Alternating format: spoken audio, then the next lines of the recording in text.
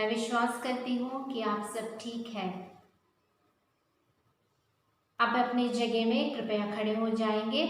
अपने हाथ जोड़कर परमेश्वर से प्रार्थना करें।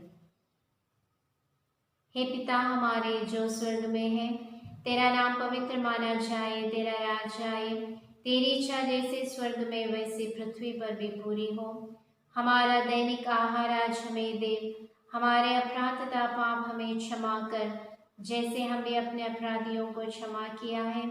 हमें परीक्षा में न पड़ने दे, परंतु बुराई से बचा। प्रणाम मरिया, कृपा पूर्ण, प्रभु तेरे साथ है, धन्य तू स्त्रियों में और धन्य तेरे गर्भ का फल यीशु। हे संत मरिया, परमेश्वर की माँ, प्रार्थना कर हम पापियों के लिए, अब और हमारे मरने के समय। आमीन। पिता, पुत्र और पवित्र आत्मा की महिमा हो, जैसे वह आदि में थी, अब है और अनंत काल तक सदा रहेगी। आमीन। प्यारे बच्चों, हमने गए कैटेकिज्म क्लासेस में 2 चैप्टर्स के बारे में मनन चिंतन किए। क्या आपको याद है कौन कौन से चैप्टर्स हैं? पहला पाठ था ईश्वर की आराधना, दूसरा पाठ था चिन्ह तथा प्रतीक। तो आज हम एक नए पाठ की ओर देखेंगे, तीसरा पाठ, जिस पाठ का नाम है पवित्र बलिदान में चिन्ह तथा प्रतीक। पाठ शुरू करने के पहले हम एक वचन की ओर अपना ध्यान लगाएं। संत मत्ती अध्याय 24 पद संख्या 24 से 27 तक। उनके भोजन करते समय ईसा ने रोटी लेकर धन्यवाद की प्रार्थना पढ़ने के बाद उसे तोड़ा और यह कहते हुए शिष्यों को दिया, ले लो और खाओ, यह मेरा शरीर है। तब उन्होंने प्याला लेकर धन्यवाद की प्रार्थना पढ़ी और यह कहते हुए उसे शिष्यों को दिया, तुम सब इसमें से पियो, क्योंकि यह मेरा रक्त है, विधान का रक्त, जो बहुतों की पाप क्षमा के लिए बहाया जा रहा है। इस वचन से हम यह सीखते हैं कि रोटी और दाखरस को यीशु ने अपने शरीर और रक्त का प्रतीक बनाते हुए पवित्र बलिदान का स्थापन किया, पवित्र यूकरिस्त का स्थापना किया। हम इस पाठ में पवित्र मिसा बलिदान, पवित्र बलिदान में किन किन चिन्हों और प्रतीक का उपयोग करते हैं, इसके बारे में मनन चिंतन करेंगे। देखो, हम बचपन से मिसा बलिदान में भाग लेने जाते हैं, है ना? तो जब हम मिसा बलिदान में भाग लेते हैं, हम पूरा मिसा बलिदान भक्तिभाव से खड़े रहते हैं कभी कभी, और ज़्यादातर हमें उधर क्या हो रहा है, उन चिन्हों का अर्थ, व्यक्तियों का अर्थ और जो चीज़ हम वहाँ गिरजाघर में देखते हैं, हमें इसके बारे में ज़्यादा जानकारी नहीं है। लेकिन यह पाठ पढ़कर हम इन चिन्हों और प्रतीक के बारे में सीखेंगे। हमारे जो संत हैं, ये संत लोग मिसा बलिदान के महत्व अपने जीवन में किस प्रकार रखते हैं, क्या आपको पता है? एक संत पाद्रे पियो, वे मिसा बलिदान के बारे में इस प्रकार कहते हैं, सूर्योदय के बिना उदित हुए दिन को मैं अपने इमेजिनेशन में देख सकता हूँ, लेकिन पवित्र बलिदान के बिना एक दिन भी मैं अपने इमेजिनेशन में देख नहीं सकता। इतना महत्व हमारे संत लोगों ने बलिदान को दिए हैं। तो अगर हम किसी व्यक्ति और या किसी वस्तु का महत्व जानते हैं, तो हम उसके तरफ हमारा जो अप्रोच है, जो सम्मेलन है, उसमें फर्क आता है।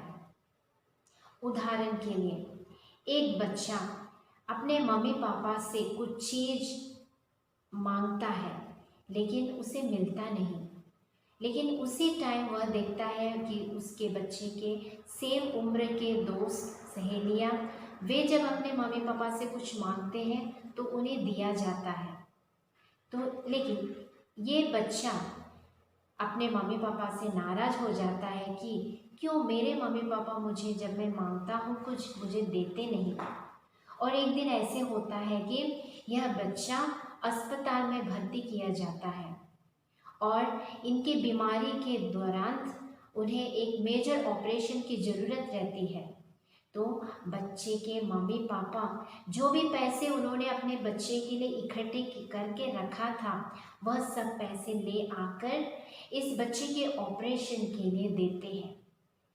यह देखकर, यह अनुभव करते हुए वह बच्चा यह सोचता है कि मेरे मम्मी पापा ने मेरे स्वास्थ्य के लिए, मेरे अच्छाई के लिए यह सब पैसे जमा करके रखा था और आज मुझे इस ऑपरेशन करने के लिए सहायता हुई। तो ऑपरेशन के पहले और ऑपरेशन के बाद इस बच्चे के मनोभावना जो थी अपने मम्मी पापा के बारे में, वह उसमें फर्क आता है। आपको समझ में आया?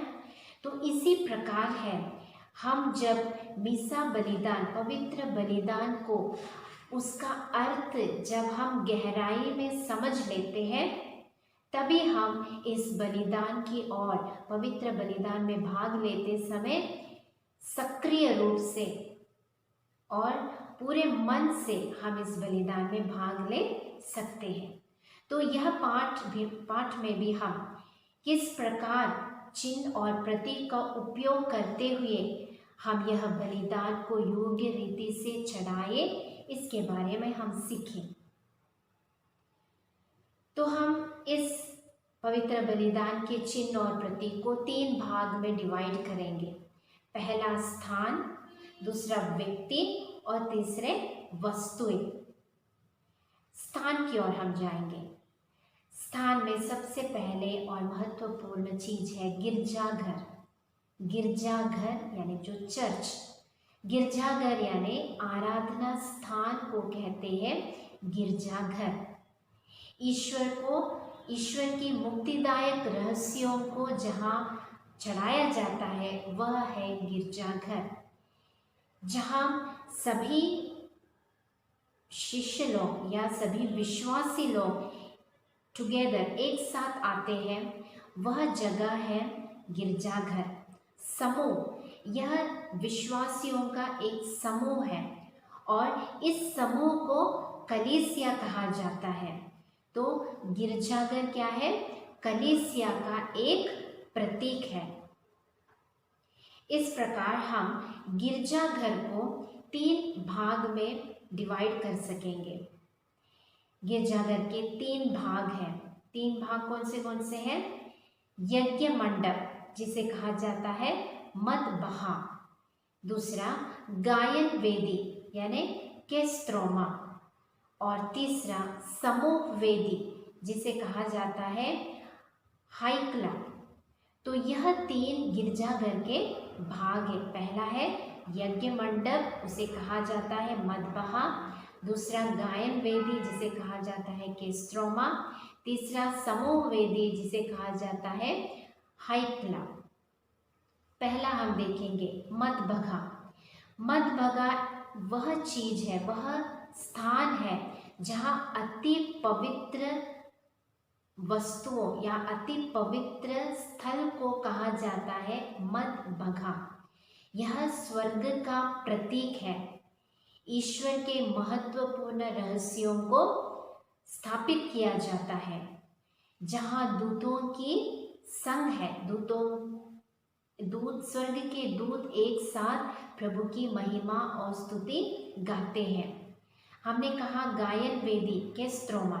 इस केस्त्रोमा से 3 कदम ऊंचाई से बनाया जाता है मदबगा, क्योंकि वो काय का डिफरेंस दिखाता है, स्वर्ग और पृथ्वी के बीच का डिफरेंस को दर्शाता है। और कोई चर्च में, गिरजाघर में हम देखते हैं मदबगा को एक कर्टन से बंद किया जाता है। तो यह है मदबगा, गिरजाघर का पहला स्थान। दूसरा है गायन वेदी, जिसे क्या कहा जाता है? के स्त्रोमा, गायन वेदी यानी जहाँ गायक लोग खड़े रहते हैं। तो मध्यभगा और समूह वेदी से इन दोनों के बीच के स्थल को कहा जाता है गायन वेदी या केस्त्रोमा। और तीसरा है समूह वेदी, जिसे क्या कहा जाता है, हाइकला। तो ये जगह है जहाँ सभी विश्वासी गण एक साथ खड़े रहते हैं, उसे कहा जाता है समूह वेदी। और यह समूह वेदी धरती का स्थान को दर्शाता है। तो हम जब दूसरे भाग में जाएंगे, हम 3 स्थान के बारे में देख रहे हैं ना, एक स्थान है, दूसरे व्यक्ति है और तीसरे वस्तुएं हैं। तो गिरजाघर में हम लोग 3 भाग को देखें, और हम गिरजाघर में बहुत सारी चीज़ों को भी ख्याल में आते हैं। वो कौन कौन से हैं पता है? एक है बलिवेदी। बलिवेदी हमने बहुत बार सुना है ना, बलिवेदी गीत गाते हैं बलिवेदी पर। बलिवेदी गिरजाघर का या मध्यभगा का एकदम केंद्र स्थान है बलिवेदी। बलिवेदी पर दिव्य रहस्यों का स्थापना किया जाता है। बलिवेदी को त्रिएक परमेश्वर का सिंहासन भी कहा जाता है। बलिवेदी को प्रभु का कब्र भी कहा जाता है। बलिवेदी को स्वर्ग की ओर की सीढ़ी भी कहा जाता है। और बलिवेदी प्रीति भोज का एक प्रतीक है। दूसरा एक है प्रकोष्ठ। प्रकोष्ठ यानी हम इंग्लिश में कहते हैं टबरनाकल, जहाँ ईश्वर के सानिध्य को रखा जाता है, परम प्रसाद ईसा मसीह को रखा जाता है, वह स्थान है प्रकोष्ठ, वह एक संदूक है। और उपवेदियां को कहा जाता है बेसगसे।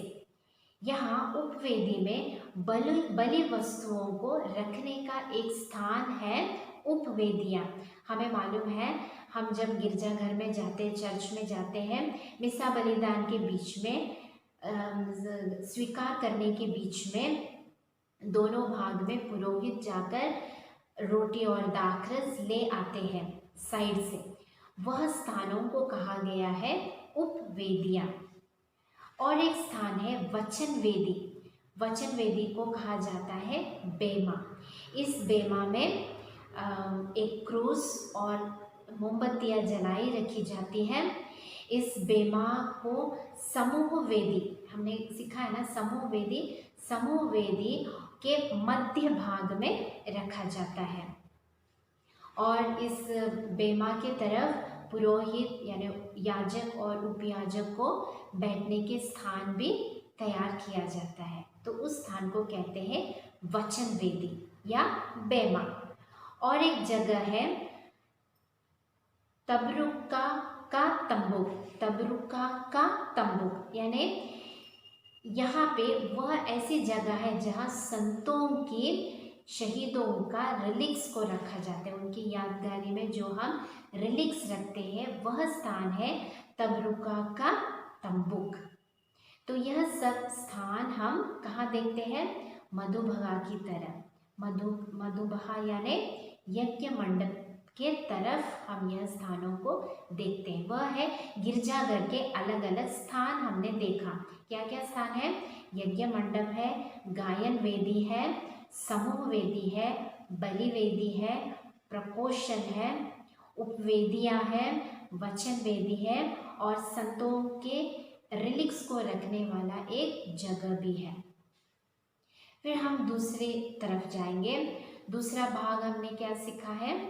दूसरा भाग है व्यक्ति।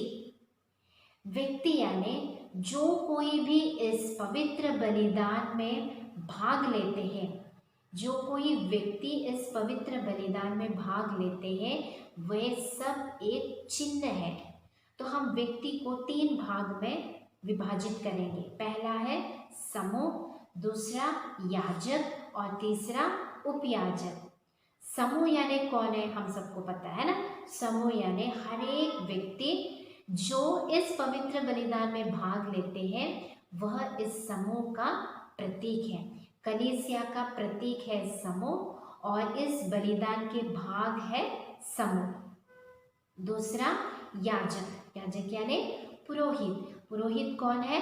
मसीह का प्रतिरूप है, मसीह का सहयोगी है और ईश्वर और मानव के बीच का मध्यस्थ है पुरोहित या याजक। जब याजक या पुरोहित बलिवेदी चढ़ाते हैं तब वे ईसा मसीह के प्रतीक पर वहाँ पे हमारे सामने खड़े रहते हैं। और तीसरा कौन सा है? उपयाजक। उपयाजक यानी डीकन्स, हम लोग बोलते हैं ना डीकन्स। हाँ, तो उपयाजक और सहायक लोग किसका स्थान लेते हैं पता है? स्वर्गदूतों का। तो उपयाजक और सहायक लोग स्वर्गदूतों का स्थान पर खड़े रहते हैं और वे याजक को हर तरफ से उनकी मदद और उनकी सहायता देते हैं। तीसरे भाग में हम जाएंगे, वह है वस्तुएं। तो हमने देखा, स्थान को देखा, व्यक्तियों को देखा, अब वस्तुओं को देखेंगे। वस्तुएं हम 5 भाग में विभाजित करेंगे। पहला है क्रूस, दूसरा सुसमाचार ग्रंथ, तीसरा रोटी और दाखरस, चौथा पूजा पात्र और पांचवा यज्ञ मंडप दीपक। तो पहला है क्रूस। क्रूस या सलीब। ये क्रूस काय का चिन्ह है? मुक्ति का चिन्ह है, मसीह का बलिदान और पुनरुत्थान का चिन्ह है, मसीह के विजय का चिन्ह है क्रूस। सुरियानी लैंग्वेज में, सुरियानी भाषा में क्रूस को स्लीवा कहते हैं। दूसरा सुसमाचार ग्रंथ। जब हम लोग कहते हैं ना, हम लोग जब हमारा विश्वास को प्रकट करते उस प्रार्थना में हम कहते हैं, स्वर्गीय पिता के दाहिनी ओर विराजमान है यीशु मसीह। तो ये स्वर्गीय और दाहिनी ओर विराजमान यीशु मसीह को प्रतीक करता है पवित्र सुसमाचार ग्रंथ, और इसीलिए इसको गिरजाघर में दाहिनी ओर स्थापित किया जाता है। यह है सुसमाचार ग्रंथ। तीसरा हमने कहा रोटी और दाखरस। रोटी और दाखरस, जैसे हमने पहले क्लास के शुरुआत में एक वचन पढ़ा था, उस वचन द्वारा हमने कहा कि रोटी और दाखरस ईसा मसीह के शरीर और रक्त को प्रतीक करता है। तो उसी प्रकार यह रोटी और दाखरस ईसा मसीह के शरीर और रक्त का प्रतीक है। चौथा है पूजा पात्र। पूजा पात्र में विशेष रूप से 3 भाग है, 3 वस्तुएं जो बहुत महत्वपूर्ण वस्तु है पवित्र बलिदान में। वह क्या क्या है? प्याला, थाली और परम प्रसाद पात्र। इन वस्तुओं को हम विशेष रूप से पवित्र बलिदान में उपयोग करते हैं। प्याला में हम ईसा मसीह के रक्त को स्थापित करते हैं, थाली में हम ईसा मसीह के पवित्र शरीर को रखते हैं, और परमप्रसाद पात्र एक ऐसी चीज़ है जहाँ हम ईसा मसीह के शरीर को संभाल कर रखा जाता है, वह वस्तु है परमप्रसाद पात्र। पांचवा है यज्ञ मंडप दीपक। यज्ञ मंडप दीप, दीप यानी आपको समझ में आया ना, दीप, जहाँ पे ईश्वर का प्रकाश ज्वलित रहता है। जैसे संत यूहन्ना के ग्रंथ अध्याय 8 वाक्य 12 में हम पढ़ते हैं, ईसा मसीह कहते हैं, मैं संसार की ज्योति हूँ। इस ज्योति को निरंतर हमारे गिरजाघर में ज्वलित रहने के लिए ऐसे एक यज्ञ मंडप दीप को रखा जाता है। वह मधुबगा में स्थापित किया जाता है। क्यों स्थापित किया जाता है? ईसा मसीह का निरंतर सानिध्य को हमें अनुभव देने के लिए, हमें याद दिलाने के लिए कि ईसा मसीह इस दुनिया के संसार के ज्योति और प्रकाश है। तो प्यारे बच्चों, हमने इस थोड़े से वक्त में चिन्ह और प्रतीक को किस प्रकार पवित्र बलिदान में हम उपयोग करते, इसके बारे में हमने सुना। स्थान, व्यक्तियाँ और वस्तुएं। तो आप लोगों को मैं एक छोटा सा होमवर्क देना चाहती हूँ। इस एक अगले क्लास तक आप लोग हम पवित्र मीसा बलिदान कहाँ चढ़ाते हैं, किस प्रकार चढ़ाते हैं, वहाँ का स्थान, उस स्थान में क्या क्या चीज़ हम देखते हैं, कौन कौन से व्यक्तियाँ हैं और क्या क्या वस्तुएं हम उपयोग करते हैं, और इन चीज़ों का, इन वस्तुओं का, इन स्थानों का महत्व क्या है, यह आप लोग अपने घर के सभी लोगों से शेयर करना। मम्मी पापा से बताना, छोटे और बड़े जो भी आपके घर में है उनसे ये सब वस्तुओं, व्यक्तियों और स्थानों के बारे में बताकर इन चीज़ों को और गहराई से हम अनुभव करते हुए, और कभी आप लोग पवित्र मिसा बलिदान में भाग लेते समय इन सभी बातों को याद रखना और महत्वपूर्ण रूप से, सक्रिय रूप से बलिदान में भाग लेने की कोशिश करना।